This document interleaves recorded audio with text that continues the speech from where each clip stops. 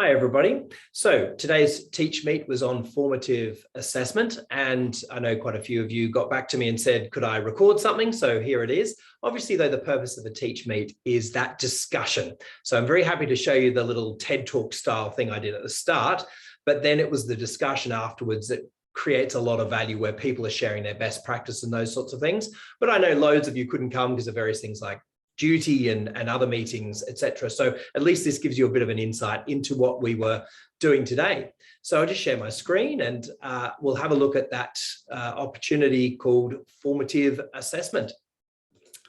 I started with an acknowledgement to the traditional custodians of our land and paid respects to their elders past, present and emerging. And then we looked at what works best. And I think from a few, educationalists that I'm sure you will have heard of, for example, Professor Hattie, he says in terms of formative assessment, the most powerful single modification that enhances achievement is feedback. And as I'm sure you know, he's the guy who does all that work on metadata. So he's looked at data, looked at different programs that try and improve education across the board. And the most powerful is work on good formative assessment. The simplest prescription for improving education must be dollops of feedback. That idea that you're constantly giving little bits of feedback to your students on how to improve. Similarly, Lynn Sharratt, a Canadian educationalist, done a lot of work with Michael Fullan. He's the guy of originally the 4 C's. I think it's 6 C's now. That's Michael Fullan. And Lynn Sharratt says, nothing else matters in teaching and learning as much as quality assessment. That is, data that informs and differentiates instruction for each learner in a never-ending cycle of inquiry to discover what works best.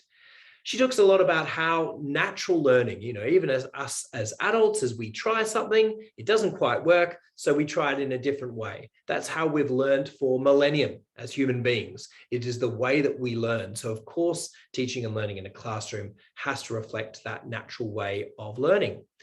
And finally, Dylan William, he's the guy who wrote Inside the Black Box. And the Blair government used a lot of his work in the UK to develop assessment systems, particularly in those middle years, about how to improve. And he talks about assessment for learning. And this is what he says about that. Quick word on the distinction between assessment for learning, which you've probably heard of quite a lot, and formative assessment. Paul Black and I have always used the term formative assessment, but the government adopted the phrase assessment for learning. And it's a very sexy way of putting it, because you've got assessment of learning, bad, assessment for learning, good. Very easy to contrast those two things. The problem is that assessment for learning focuses on the intention rather than the action. It says, I'm collecting this information in order to. And I go into classrooms and I see lots of formative intention. I see very little formative action. I see very little use of that evidence actually to make a difference. Now, the word formative to me is a very clear etymology. Our formative experiences are the experiences that shaped us as individuals. In the same way, I think formative assessment should be assessment that actually shapes learning. Not that was intended to, but that actually had the effect of shaping learning. So assessment becomes formative when the evidence is actually used to adapt the teaching work to meet learning needs. Now, so formative action, it's a great way of describing what we are doing. And it may be, and I asked the group just to take a moment to reflect on how much formative action are we actually doing in our classrooms?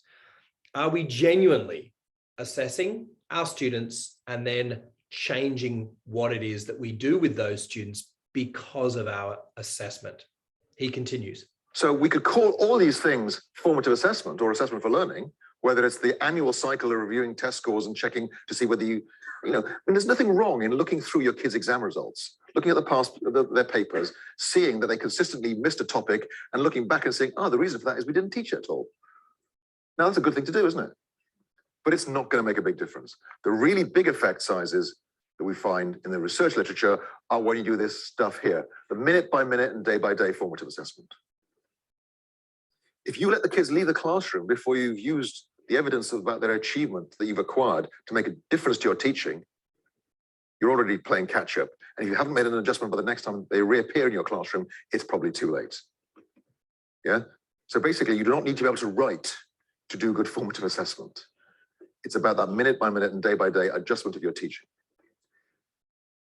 The reason is that all the long cycle stuff does is monitor student achievement and possibly align your curriculum so that if you're not teaching stuff you should be teaching, it tells you that. That's helpful, but it's weak. So this idea about feedback, making sure that we're feeding back to students so that they can constantly improve, but also making sure that we're taking the feedback from them about the sorts of changes that we should be making in our curriculum.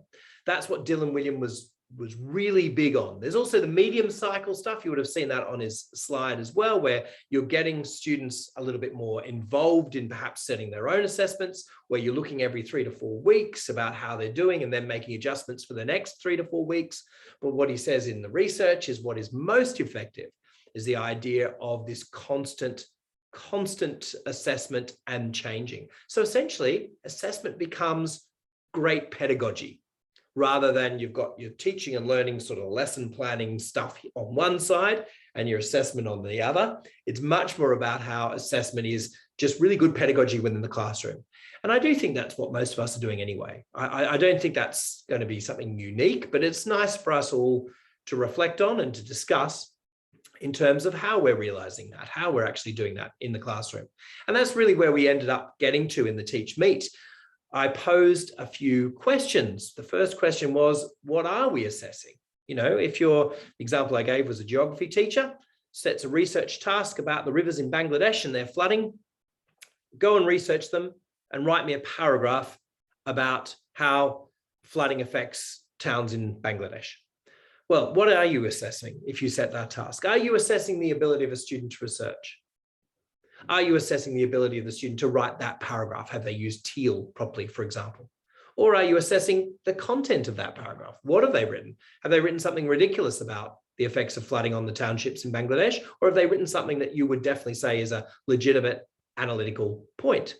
So you're actually assessing all 3 of those things with that task. But that's a huge amount to set as a bit of homework for a year 8 student. So you need to ask yourself, what am I actually assessing here? Am I going to assess their ability to research? Well, if that's the case, maybe just set some bullet points. Am I going to assess their ability to write a really good paragraph? Well, if that's the case, maybe I should give them the information rather than making them research it, so that they can focus all their attention on writing that paragraph, so that when I come to providing the assessment feedback, it's really clear about how they can improve. So they're the sorts of questions I think we need to ask. The next question, and this caused a little bit more debate and discussion within our group, was, does our backward by design system of planning allow for enough flexibility? As Dylan William would say, allow for us to constantly manipulate what we're doing. Because we set our assessments out at the beginning of the year, most of the time, or at least the beginning of the semester, and we say, this is what we're going to use as our assessment, which perhaps doesn't differentiate that much. And is that a problem? And really where we got to as a discussion, so that everybody watching this can also be involved in that discussion, was that we felt that a lot of that dollops of feedback, as Hattie would say, was happening as part of our natural pedagogy, that people were doing that. You know, they were asking questions in class, they were getting the answers back from the students, and they were realizing, oh, they don't quite understand this, so I'll change the way I teach the next bit. That's just really good teaching practice. And there was a general consensus that that is happening. But there was also a consensus that our current ways that we're assessing using Schoolbox is for parents and is not really looked at by students. You know, they might look at the grade, but they don't really read those comments, especially when they're not even addressed to a student, they're actually addressed to a parent. So that this ongoing assessment isn't really formative, it is summative. And maybe there's nothing wrong with that. Maybe that's fine. That's the system that we've got set up. We're doing the formative assessment using our pedagogy. We're doing the summative assessment using Schoolbox. But I suppose that's where we left it. Are we happy with that? Does it differentiate it enough? Are we, because we've got those systems set up, are we consistently providing that sort of feedback that Dylan William was actually talking about? And we talked about, is there a middle ground that we should be aiming for? You know, is there, yes, we're doing it in pedagogy, but our Schoolbox is entirely summative, was the feeling in the group. Is there a middle ground where we could actually be using Schoolbox better and science department used an example and also referenced the art and performing arts departments, in that they get them to write, they get the students to write a feedback to that assessment on Schoolbox. So they're starting to try and use some of those tools that exist in Schoolbox already to make it a little bit more of a formative process. So if the teacher has given some comment on Schoolbox about what they've done, then they're asked to respond. And that comment, because it's written into Schoolbox, is also viewable by their parents. And that could be a really powerful way of using Schoolbox. But there were some other great ideas too about using feedback in our meeting. And it's just a good thing for us all to reflect on. And the final little question that we didn't get much into today, to be honest, but something else just to reflect on is, does the way we currently assess support our agreed values? No, the values that I introduced at the start of the year and the end of last year, and those values were very much brought up by my interviews with staff. So it wasn't something that I just made up. I hope it was much more about what staff had said to me are important at the college.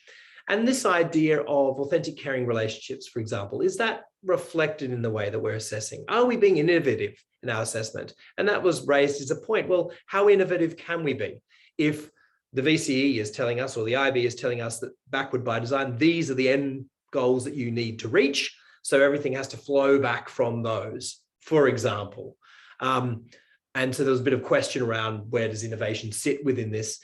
Does the assessment process at the college empower our learners? Does it get them to think? So we had a couple of good discussions about that, but it very much fell back into that point of, well, yes, they're our values, but are they really the values of the VCE or the IB, which is essentially what we're aiming for? And are they the values of our parents? Do parents have some sort of expectation that we are therefore meeting, which doesn't necessarily align with what we would individually see as great education?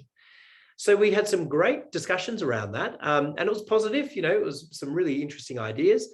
I'm certainly going to feed a bit of this back to George, who's also doing a bit of work in this space around assessment. And thanks very much for watching this little presentation on feedback. I hope you've found it useful, and I will see you again at the next Teach Meet, which is in a couple of weeks' time. Thank you.